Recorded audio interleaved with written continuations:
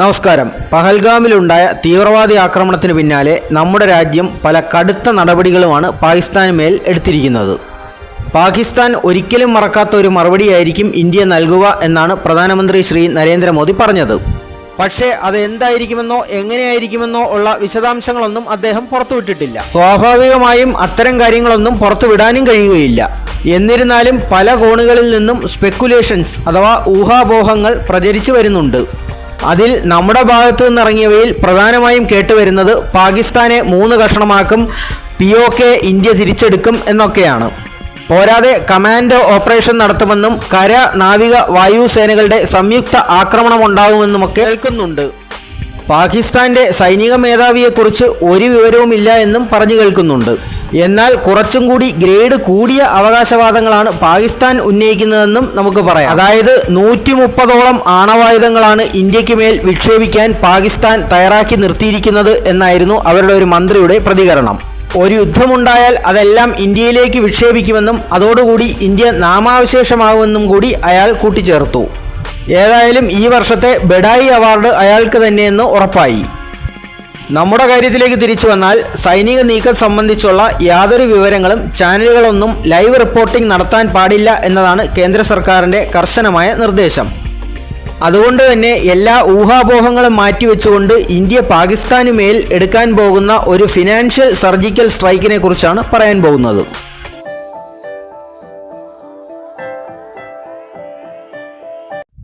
കശ്മീരിൽ തീവ്രവാദി ആക്രമണം ഉണ്ടായ ശേഷം ഇന്ത്യ സിന്ധു നദീജല കരാർ റദ്ദാക്കുകയും പാകിസ്ഥാനുമായുള്ള വ്യാപാര ബന്ധം അവസാനിപ്പിക്കുകയും ചെയ്തിരുന്നു. ഇതുതന്നെ ഇന്ത്യയുടെ ഭാഗത്തു നിന്നുള്ള മർമ്മം നോക്കിയുള്ള നല്ലൊരു അടിയായിരുന്നു. കാരണം പാകിസ്ഥാനിൽ ഇപ്പോൾ ജലക്ഷാമം രൂക്ഷമാണ് എന്നാണ് റിപ്പോർട്ടുകൾ പറയുന്നത്. പാകിസ്ഥാൻ ഭാഗത്തെ വറ്റി വരണ്ട നദികളുടെ ഉപഗ്രഹ ചിത്രങ്ങൾ പല ദേശീയ മാധ്യമങ്ങളും പുറത്തുവിട്ടിരുന്നു. അതുപോലെ തന്നെയാണ് ഇന്ത്യൻ ഭക്ഷ്യോൽപ്പന്നങ്ങൾ അവിടെ എത്താത്തത് മൂലമുണ്ടായ വിലക്കയറ്റം.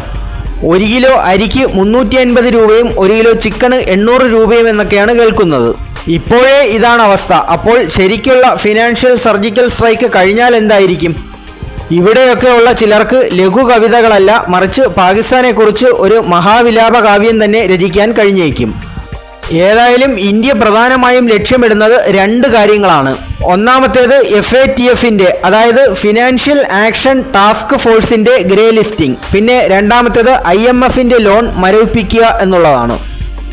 FATF എന്നുള്ളത് കള്ളപ്പണം വെളുപ്പിക്കൽ, അതുപോലെ തന്നെ തീവ്രവാദ ഫണ്ടിങ്, ഇവ രണ്ടും നിരീക്ഷിച്ച് കണ്ടുപിടിച്ച് തടയിടാൻ വേണ്ടി ആഗോളതലത്തിൽ രൂപീകൃതമായ ഒരു സംഘടനയാണ്.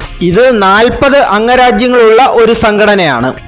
ഇതിൽ ഭൂരിപക്ഷ രാജ്യങ്ങളുടെയും പിന്തുണ ഒരു രാജ്യത്തിനുണ്ടെങ്കിൽ ആ രാജ്യത്തിന് മറ്റൊരു രാജ്യത്തെ ഗ്രേ ലിസ്റ്റിൽ പെടുത്താനുള്ള നോമിനേഷൻ പ്രോസസ്സ് ആരംഭിക്കാവുന്നതാണ്. ഇവിടെ ഇപ്പോൾ US, UK, France, Germany, Australia, European commission, അതുപോലെ തന്നെ ഗൾഫ് കോർപ്പറേഷൻ കൗൺസിലിലെ അംഗങ്ങളായ സൗദി അറേബ്യ, UAE അടക്കം 23 രാജ്യങ്ങളാണ് ഇന്ത്യക്ക് പിന്തുണയുമായി വന്നിരിക്കുന്നത്.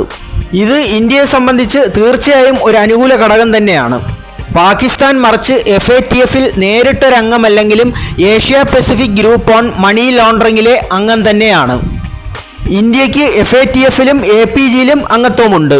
അതുകൊണ്ട് തന്നെ FATFൽ പാകിസ്ഥാനെ ഗ്രേ ലിസ്റ്റ് ചെയ്യാനുള്ള നടപടികൾ ഇന്ത്യക്ക് കൈക്കൊള്ളാവുന്നതുമാണ്.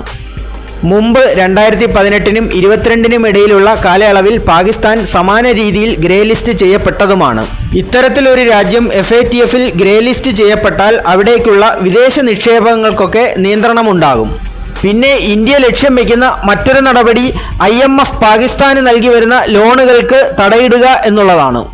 2024 ജൂലൈ മുതൽ ഘട്ടം ഘട്ടമായി നൽകി വരുന്ന $7 ബില്യൺ ഒരു എയ്ഡ് പാക്കേജ് IMF പാകിസ്ഥാന് പ്രഖ്യാപിച്ചിട്ടുണ്ട്. ഇവിടെയും ലോകരാജ്യങ്ങളുടെ പിന്തുണയുണ്ടെങ്കിൽ ഇന്ത്യക്കിത് മുടക്കാൻ കഴിയും. തീവ്രവാദ പ്രവർത്തനങ്ങൾക്ക് വേണ്ടിയുള്ള പണത്തിൻ്റെ ഒഴുക്ക് തടയാൻ കഴിഞ്ഞാൽ തന്നെ അവ ഒരു പരിധിവരെ നമുക്ക് തടഞ്ഞു നിർത്താൻ കഴിയുമെന്നുള്ളതാണ് മുൻകാല അനുഭവങ്ങൾ കാണിക്കുന്നത്. എങ്കിലും ഇതിനെ വേരോടെ അറുത്ത് കളയുക എന്നുള്ളത് അത്ര എളുപ്പമല്ല. കാരണം ആശയം അപ്പോഴും അവസാനിക്കുന്നു. കാരണം ആശയം മരിക്കുന്നില്ല. ഉചിതമായ സമയത്ത് ഉചിതമായ തീരുമാനങ്ങൾ ഭാരത സർക്കാർ എടുക്കുമെന്ന് പ്രതീക്ഷിക്കുന്നു. ജയ് ഹിന്ദ്.